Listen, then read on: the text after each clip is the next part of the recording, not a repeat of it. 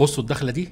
اوبا، كرسي بحر بقدر اطبقه في بعض خالص وبشكل مستوي، وكمان بمقبض عشان اقدر اشيله واتكل على الله. يلا بينا نبدأ مع بعضينا.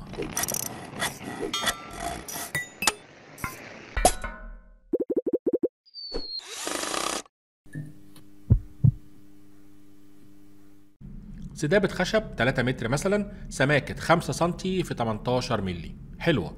هنقصها بالمقاسات دي: 4 قطع بطول 50 سنتي، قطعتين بطول 32 سنتي، و3 قطع 20 سنتي. فيهم واحدة أصغر بسنتي أو 2 وهقول لكم ليه بعدين. هنحتاج كمان لقطعة كونتر طبقات 18 ملي، مقاس 35 في 32 سنتي. هنبدأ أول حاجة بالبرجل مع القطعة 50 سنتي، ندور أطرافها بالشكل ده وهنقصه بمنشار الأركد. تمام كده. بنفس الطريقة هنعمل ال3 أجزاء الباقية من الجنبين، مش من جنب واحد. والقطعتين ال 32 سنتي هنعمل فيهم ربع دايرة من الطرفين. أيوة كده. نجيب بقى السدابة ال 50 سنتي ونعلم عليها علام في السنتر بالظبط، طول وعرض. حاول تظبط السنتر ده كويس لأنه مهم. وببنطة 8 ملي هنعمل ثقب مكان العلام.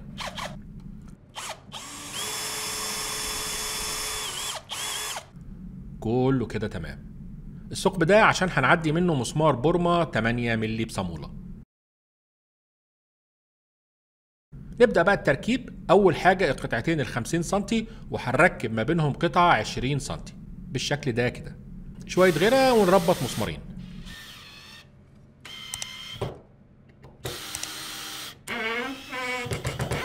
وكمان غطست راس المسمار 3-4 ملي تحت عشان أداري على المسمار بكويلة وما يبقاش باين. شوية صنفرة هتبقى زي الفل. ده كده ترتيب أجزاء الكرسي: الجزئين ال 32 سنتي بره، وبعدين السدايب ال 50 سنتي. المسمار ال 8 ملي لقيته طويل شوية، قصيت منه على قد ما أنا محتاج، وجيت على الخشبة اللي هتبقى من بره وعملت فيها مكان يبيت فيه راس المسمار ال 8 ملي. ايوه كده، غطست. هنا مسمار في النص غاطس، ومسمار على الطرف المقابل برضو مدفون وغاطس. مهمة الحتة دي. ده كده الجزء اللي احنا ركبناه.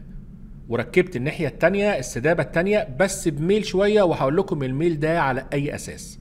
نبدأ بقى التجميع: 8 وردات و4 صواميل ل4 مسامير. ده كده كل اللي احتاجته. قبل ما نركب الخشبتين في بعض بنحط وردة في النص، يعني عشان تقلل الاحتكاك، وبعدين وردة تانية ونقفل بالصامولة، ونجمع الباقي بنفس الطريقة. حتى برضو السداب ال 32 اللي من بره، وردة في النص وبعدين وردة بره ونقفل بالصامولة.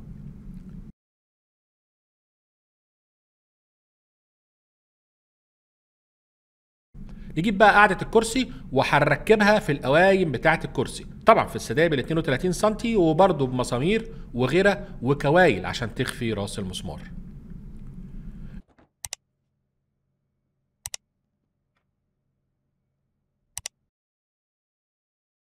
المهم يا سيدي، انت طالما وصلت للجزء ده من الفيديو يبقى ما تنساش تشترك في القناة لو كنت مش مشترك.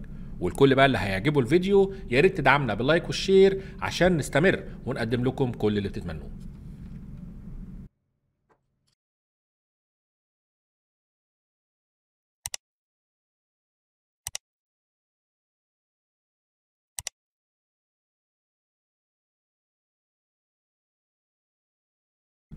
تمام كده، ركبنا القاعدة بتاعت الكرسي.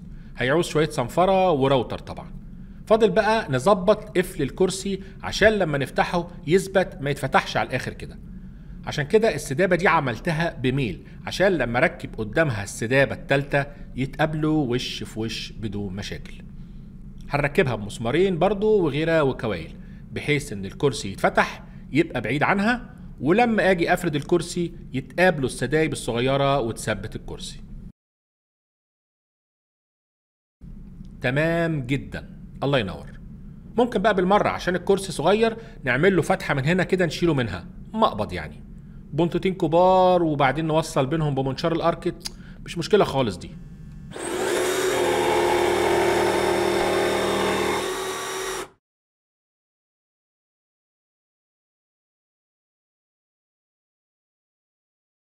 نجيب كمان بقى الراوتر استحلاب الدحلاب ونديها 1 شطفة لكل الحروف.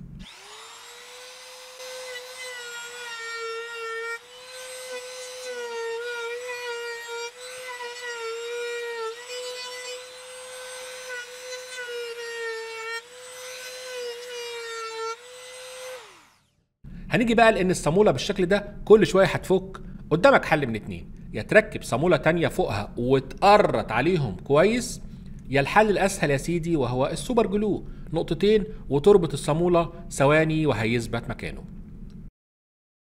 نيجي بقى للفينش.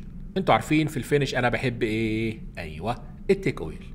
ده شكل الصفيحة بتاعته، سهل ونضيف وسريع الجفاف وبيحافظ على شكل الخشب طبيعي.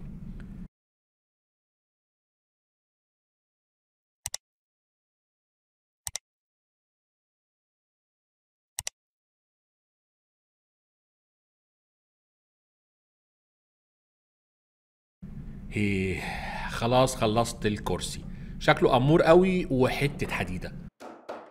بس يا ترى متين كفاية؟ عشان فعلا نتأكد كلنا من متانته، تفتكروا نعمل ايه؟ ايوه، لازم اجرب الكرسي بنفسي. لو استحملني يبقى 20/10، لو اتكسر مش هذيع الفيديو. طريقته حلوة والله في الفك والتركيب. ما شاء الله الكرسي متين، حتى حطيت رجل على رجل وانا بطمن. يبقى متين خلاص، اطمنوا. يلا مش هوصيكم بقى على اللايك والشير، وان شاء الله نتقابل على خير. سلام عليكم.